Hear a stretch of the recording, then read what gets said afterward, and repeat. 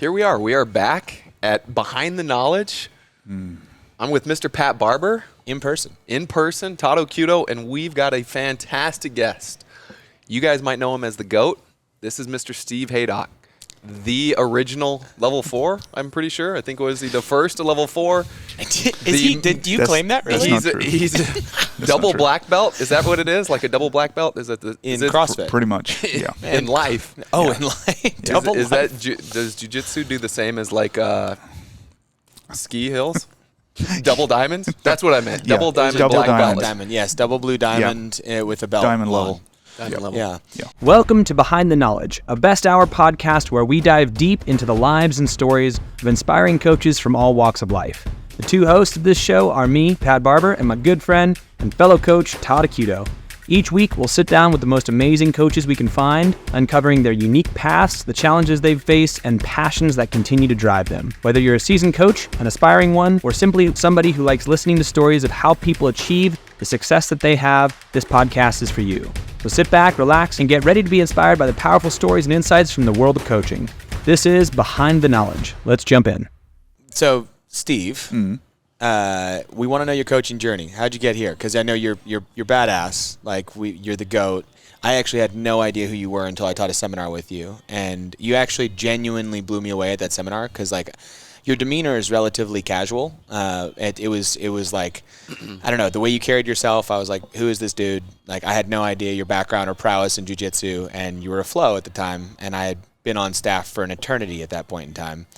And we taught a gig in the middle of the country. You happened to be the flow. That was the first time we'd really hung out.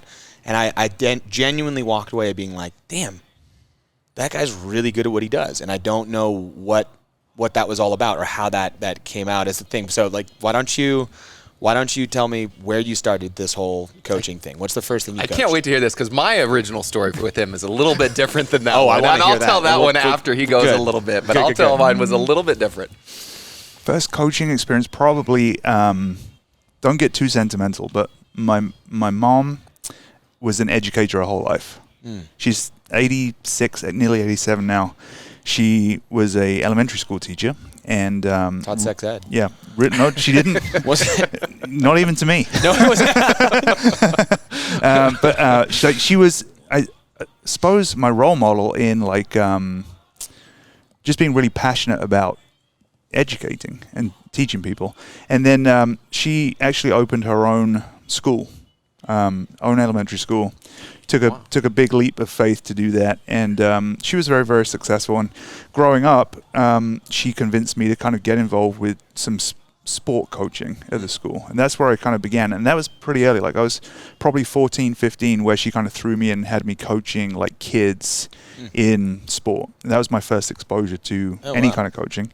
And then, I learned a lot from her, particularly about whenever you're teaching anything, make it fun, which I think we can all kind of get on board with. Yeah. And from there, I was doing coaching. I was kind of getting involved with education a little bit as well. And in college, then I got into like martial arts, and then I got my first coaching experience within that first before I found CrossFit. So that's where it began. Oh, wow. Yeah. So what was the martial art you got into in college? I did some traditional like karate and then some like kickboxing and Thai boxing stuff in college. And then how'd you go from taking it to teaching it?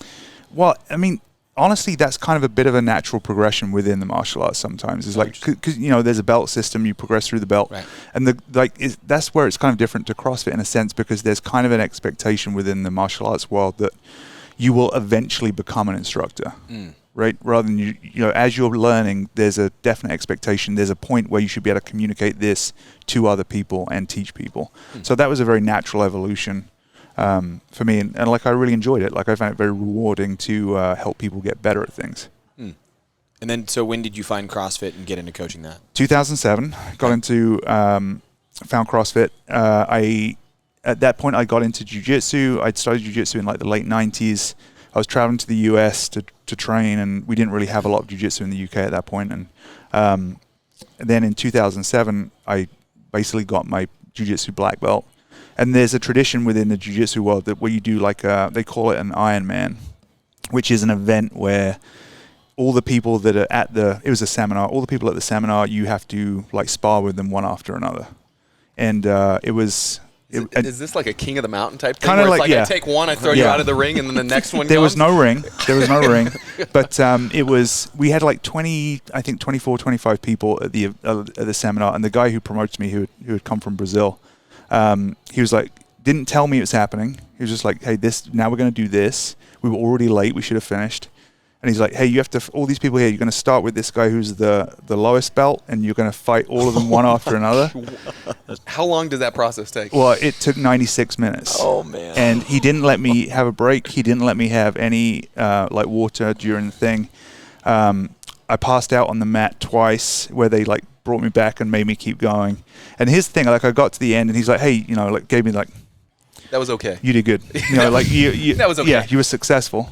And like I walked away from it like, oh my God, like my conditioning sucks. I immediately kind of Googled strength and conditioning for mixed martial arts and jiu-jitsu. wow. First thing that came up was BJ Penn with Coach Glassman doing a muscle up in Santa Cruz. Yeah. And I was like, well, okay, this is cool. And then I saw the workouts, did the workouts, and then did my level 1. I think it was either end of 2007, maybe 2008. And that was, I think it was the first level 1 that ever happened outside of the US. Oh. And Greg was there, and, you know, like Rockstar Team did it in Manchester and in the UK, and did that. And then that was my exposure to the level 1, which completely changed my perspective around fitness and what I should be doing. And then took the old level 2 for thing, you know, that hard one that was The really, first you know, guy to ever pass it. yeah, First guy to ever one. pass yeah, it. That was took fantastic. that in 2010, and was successful. I don't know how, because a lot of people were not. I think it was a 20% pass rate. Well, there's low. the 3 right here. Yeah. Can you believe that? That's, I mean, think that's we were the probably 3 who like passed. That was one of 14 of the Yeah, whole we entire had. thing. I think we had 21 people on my one, and 2 people passed it. That's about the same. Yeah, I think of mine. and it was crazy because I had no idea what I was doing. Oh, man.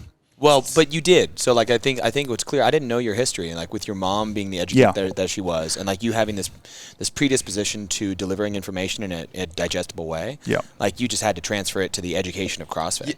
Yeah, I mean, ultimately, that's what saved me, basically, because you know, you guys will chuckle about this.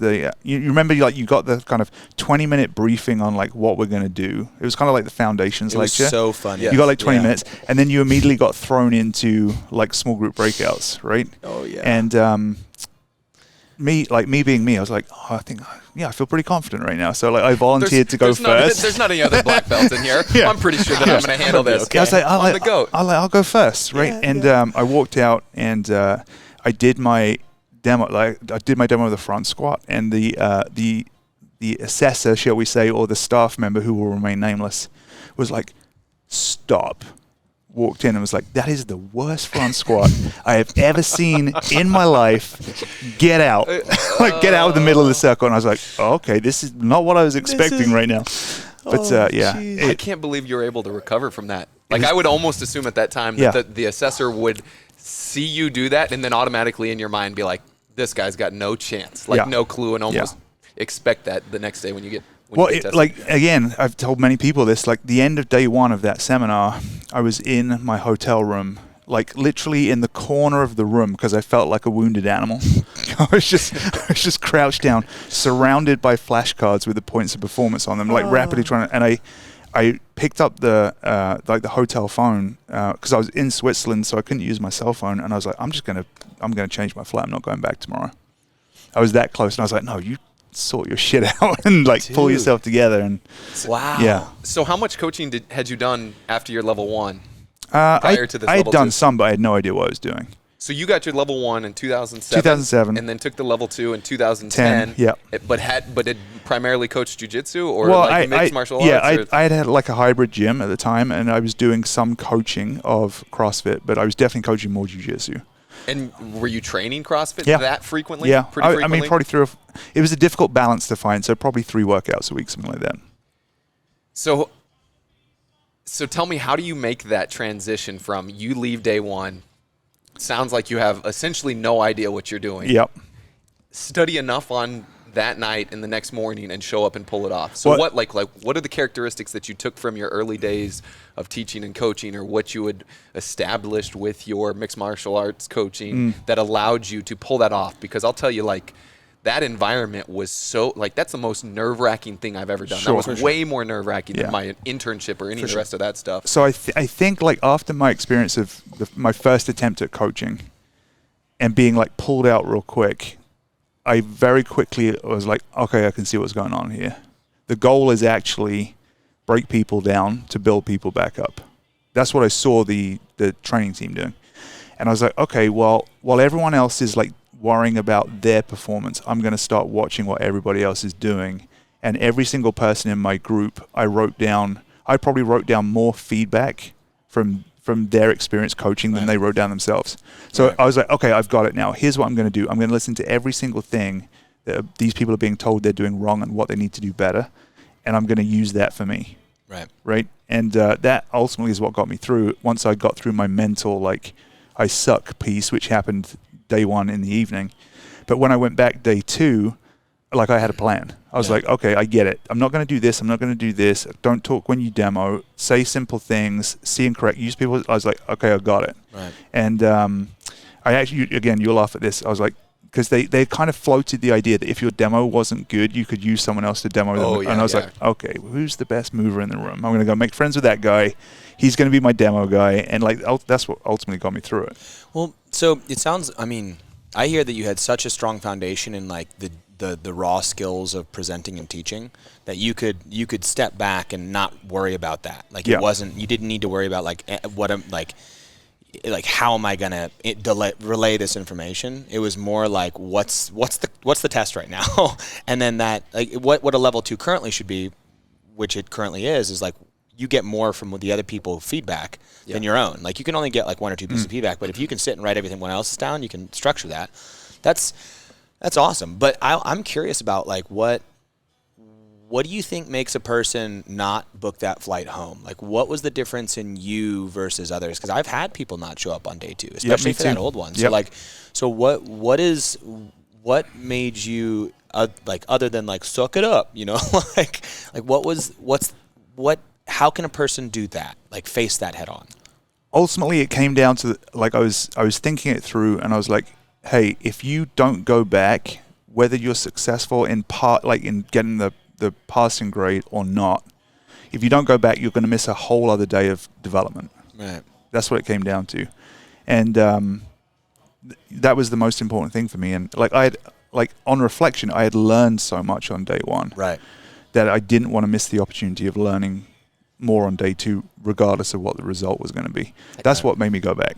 That characteristic right there is one of those things that has allowed you to continue to get to where you're at. I'm sure is, like, not taking the, like, hey, you suck so bad at your movement, get out of the circle. Like, how many people would just dwell on the fact that they're terrible and not take that as an opportunity to learn, right? Yeah. Be so defeated by that, whether you show up the next day or not be able to take that and grow from it, but actually, like, take that and allow that to defeat them. Yeah. Now, what was the transition like from, okay, you got that level 2 and past that level 2? Did you get asked after that, after passing, to intern, or was there some? So I got a cool story there as well, actually, because I took that level 2. I think it was in January of 2010, and I think it was actually the last level 2 they did before they cut it. So I kind of snuck in there and got that done. Simultaneously, the first one and the last one. Yeah, it was kind of crazy. Yeah. Well, first level 1 and last level 2, right? Last level 2 in Europe it was, first, so that happened in January, and then I think it was probably, like, March. Like, I reached out, I emailed HQ, and I was like, hey, I'm interested if there's any opportunities. And at that point, they were trying to develop a team, because all the seminars that were happening in Europe were trainers were being flown, from the US, and which was awesome. But then, so I got an internship, which was going to be in London, and got told, hey, show up here, do this, be ready to do this kind of stuff, and then I think it was on the Thursday, there was a huge volcanic eruption in Iceland, and there was a huge smoke cloud that actually shut down international travel from US to the UK, right? So you had to teach the seminar. Is yeah. that right? So yeah, Oh, what had actually happened is two HQ trainers had made it into London early because they were going to do a couple of extra days of vacation.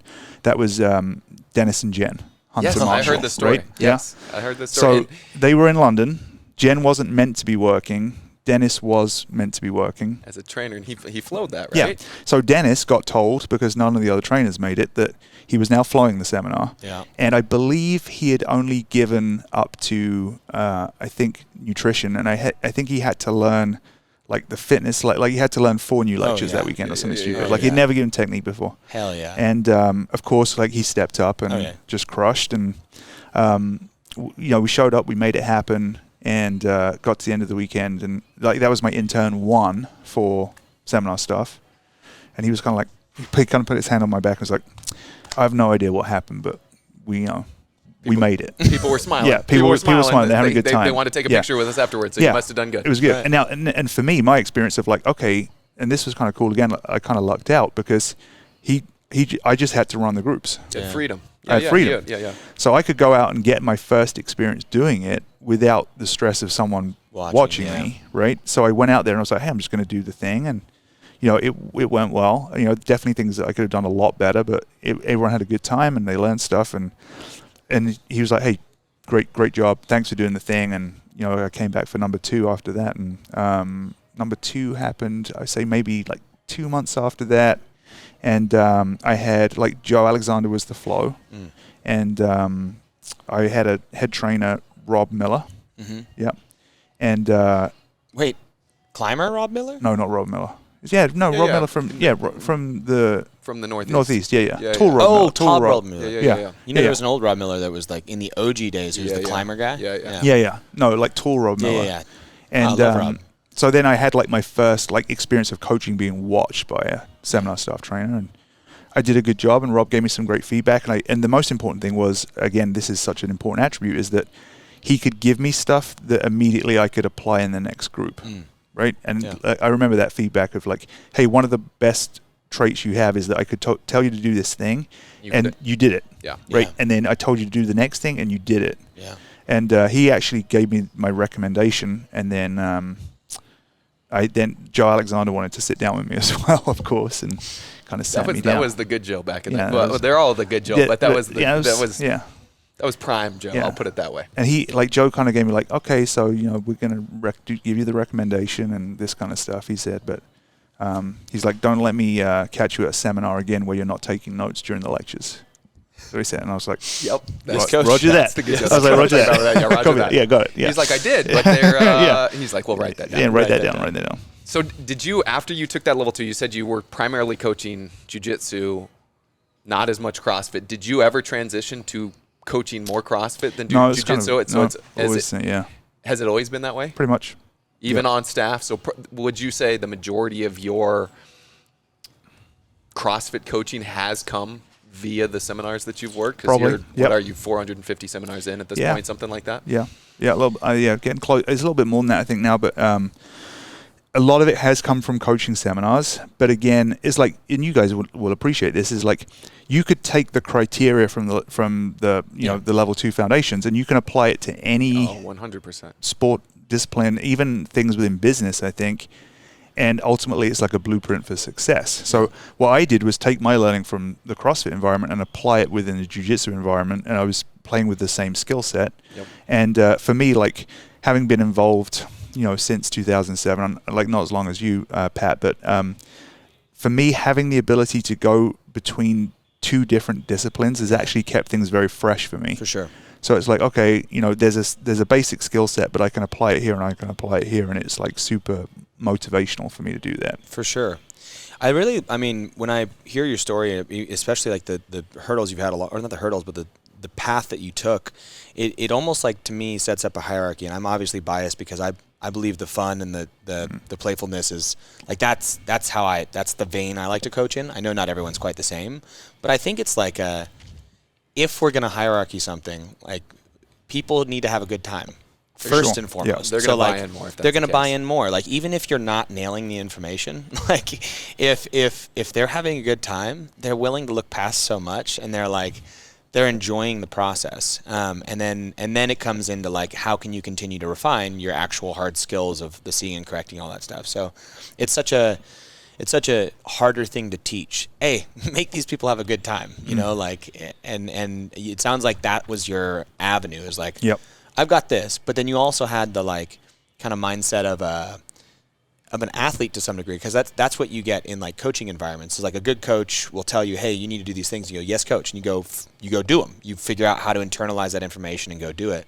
And you had that from your years of training or whatever you got taught. So that seems like a pretty natural, awesome progression.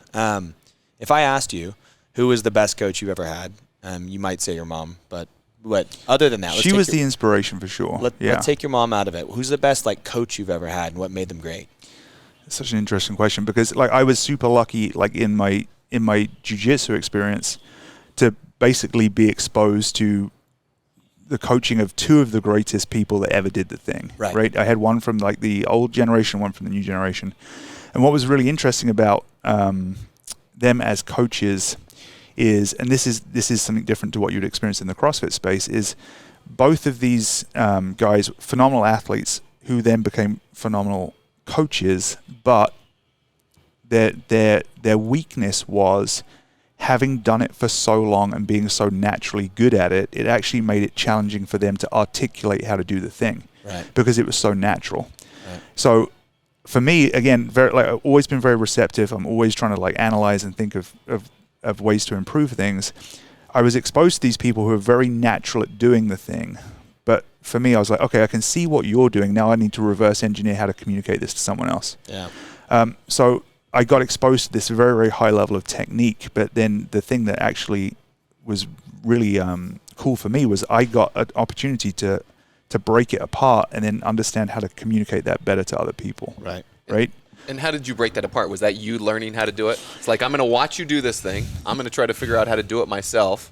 Then as I'm doing it, I'm breaking it apart so then I can communicate it. Yeah, so definitely that. And then the other thing as well is because the jiu-jitsu is, you're always involved with doing that with someone else. So there's always a sensitivity element to it as well, of feeling things. And, you know, it was actually just always maintaining a very receptive mindset of trying to feel. I wrote a copious amount of notes, like logbooks on logbooks and logbooks of training sessions, because the other thing was I was flying, like I was taking all my money, flying to the US for like 2 weeks at a time. I'd take like group classes, private lessons, and I'd write everything down. Then I'd fly back to the UK, and I'd had like a couple of friends who we were kind of doing the thing. And then it was like we'd take the notes and we'd just try and work it out. So it was this constant cycle of doing that. And what was interesting was, as I was going through that evolution over a period of time, these guys who were like the first people were now having a second generation of American black belts. And what these guys were doing, because they were constantly exposed to it, they were actually becoming better instructors, because they not had the exposure to the raw material, but then they had all this time to then articulate and refine and develop the teaching methodology of delivering it to other people. And in my mind, they actually became better instructors because they had the raw material, but then they were like, okay, we're going to work out how to improve this and deliver it. How can you better. package and deliver it? How can you package and deliver it better? I mean, I saw the same thing in the CrossFit space. Yeah. Because I watched the original cadre of coaches when they delivered. It was all from coach. You know, it was like coach would do it. Coach speaks a certain way. You know, ain't nobody else. Ain't nobody speaks that way. That same way. Well, and like what's interesting for me is I really resonate with the, like, I was always an athlete, so the movement came easy. So when I went to articulate the movement, it was very difficult for me to learn how to say it in a way that people could understand movement. So that was a hard process as a coach. But the actual the intent, like the theory, was like made no sense to me when I first started. Like when Greg would speak and I would read through the lectures, I was like, okay, like whatever. Just shake my head like, oh yeah. I hear those words. Yep. So but I had no preconceived understanding of fitness. I didn't train before CrossFit, and I also had no education in the world of fitness. Right. So I was like, I know nothing. So I'm going to try to understand this, and I'm going to try to understand the really like a complicated thing that you're doing. So every time I like finally grasp the subject, I could make it really easy because I was like, I've been trying to make this dumb for myself for a long time, and that's the only way I got it. Oh, now I can actually make this like tangible for people on the floor. So that I definitely resonate with that. That's awesome. Hell yeah. So if we were to make you recall, you can say like one of your favorite coaching memories or the funny coaching memory or something that like you're like, okay, if I said what's a very memorable coaching moment you have, you can do funny, you can do something that was kind of profound for you or something that came full circle. Like, I don't know. So like there are two things that jump out. One that was profound because it kind of reflected what we just talked about, which was when I was on my level 1, I was the first person pulled out into the every circle. Every circle, right? That was me. Same. You know, Yeah. And like I remember very, very clearly, like one of those groups was led by Nicole Carroll, right?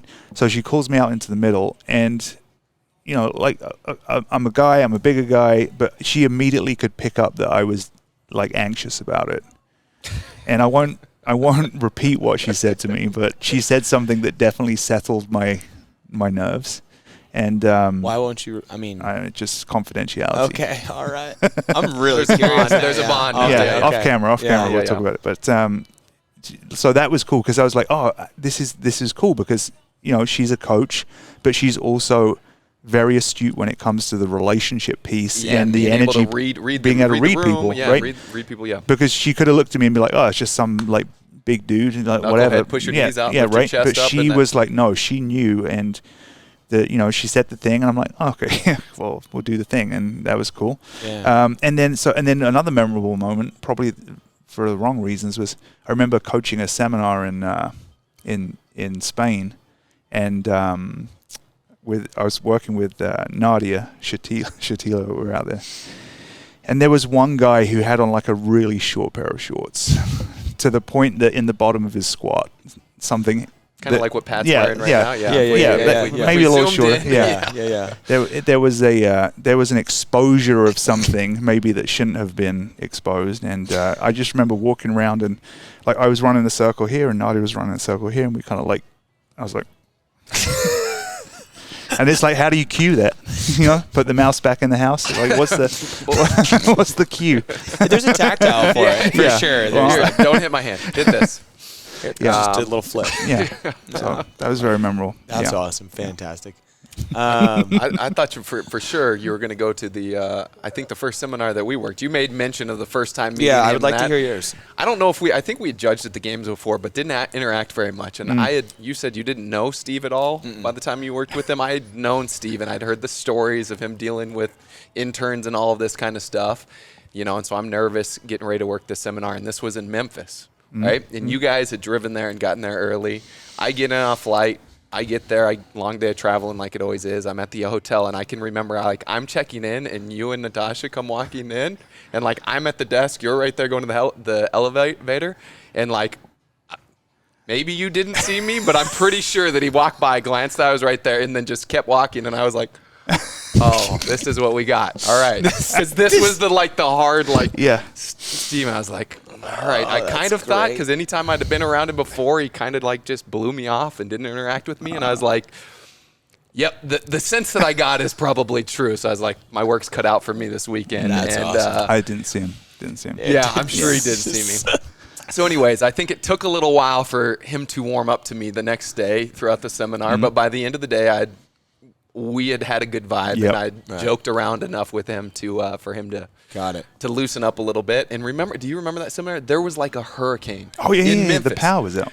Like I was staying on like the top floor, like the 11th floor of this hotel, and I literally woke up in the middle of the night and I thought he was banging on my door or my window to mess with me because the weather was so bad. I look out the window, like the lights, the street lights are like horizontal because the wind's blowing so bad. The next morning we wake up and all the trees are down and the power out's everywhere. We had to do the whole seminar with no power at the gym. I just want to draw attention to the fact that Todd would believe that I would climb outside his hotel I didn't room know what was in the going on. middle of This the guy's night the goat. and This guy's the bang goat. on his I didn't know window what just was to mess with happening. him. I was like, what is happening right now? That was me, just abseiling down the outside of the hotel building. Boom, boom, boom, boom, boom. That's how much I thought he didn't like me, which he didn't like me going into this. And then years later, I was like, all right, Steve, so I got to be honest with you. When you first met me, did you not like me? Because that's the vibe I got. And he was like, yeah, I didn't like you. Well, to be honest, you He look didn't like really a know douchebag. that. So, Yeah. I mean, it's fair. We worked in Dublin as well, right? We worked in Ireland Yes, for a seminar. afterwards. Yeah. Yeah. Yeah. That That one was good. That was a good one. We were friends. Once we got through that, and then the epic, the whole reason we're here is because of the Jacksonville. Because of Jacksonville, Florida, the Ackerman seminar. Yeah. What? Yeah. It was an early. We covered that. I covered that on one of the early podcasts. Okay. So you can go back and check that I'll one go out. check it out. Fantastic. Anyways. Okay. Yeah. Well, we'll close it up. I if you could go back and give yourself like one little piece of feedback when you started coaching, what would you give it? Just like maybe a pitfall to avoid or something along those lines. You're talking to yourself. I would just say know your points of performance. Yeah. Dude, Okay. I'm telling you, like that, the value of that. Know your point. Yeah. That's if anybody wants to coach, that's the first thing I tell them to. And in my gym, I'm like, cool. Here's these 9 movements. Memorize these. When you feel them, you've got them memorized. Come and ask me, and I'll give you an informal quiz. And if you can't do that, you're gonna have a tough time. Yeah. That's why I was knocking on Todd's window in the middle of the night. I was gonna question him. Do you know the points of performance of the push chest jack? up, heels down, dab. He was just screaming to himself in his bed. Yeah. It was Hell good. yeah. Okay, man. Well, thank you so much. Appreciate it. We'll see you. Well, you're on the Coach Dev calls, right? Yep. Oh, and you're doing Best Dev too. Yep. That as well. Hell yeah. Well, if you want to talk to him, you go on the Coach Dev calls or the Biz Dev calls. Steve Haydock. Yep. The legend. Pleasure. The GOAT. Thank you. First L4, double diamond black. That's not accurate, not belt. true, incorrect. Incorrect. You guys just love to take it to the edge. I love it. We're just the lords of the edge. The lords of the edge. All right. Let's finish. Thanks for checking out this episode of Behind the Knowledge. Now, if you want help developing your coaching and to learn from us directly, check out The Knowledge Pro. There we host live calls with our coaches every week where we discuss content together and work on skills to improve our on-the-floor coaching ability. To learn more, you can head over to besthouroftheday.com/theknowledge. And if you found this content helpful, we're going to be releasing new episodes every week, so subscribe to the podcast and share it with a friend. Thanks again for listening, and we look forward to seeing you again next week.